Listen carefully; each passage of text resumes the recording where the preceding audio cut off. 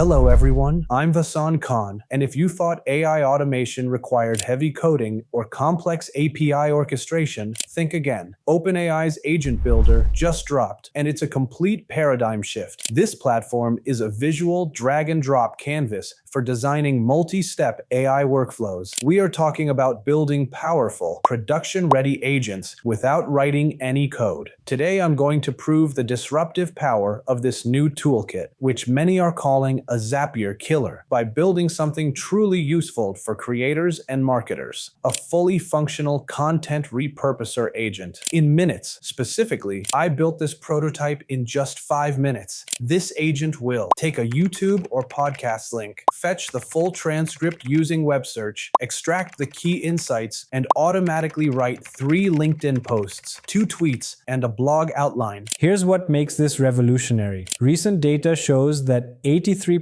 of content creators now use AI in their workflows, with video creators leading at 54% adoption. But here's the kicker. Agent Builder delivers 70% faster development cycles compared to traditional automation platforms, turning what used to take months into hours. The efficiency, flexibility, and simplicity of this new Agent Builder are absolutely insane. Stick around to the end and I'll tell you how AllAboutAI is already using this technology to automate and scale our multi-platform content output by turning a single source transcript into 5 structured social assets instantly. If you are a complete beginner, the Agent Builder is found in your OpenAI developer account at platform.openai.com/agentbuilder. It is essentially a visual tool for designing the system's thought process and decision-making. It allows you to create a workflow, which is a combination of agents, tools, and control flow logic. It replaces the need for single, lengthy prompts with customizable, connected steps. What's impressive is that companies like Ramp are reporting 70% faster development cycles, while Carlyle saw 30 to 50% accuracy improvements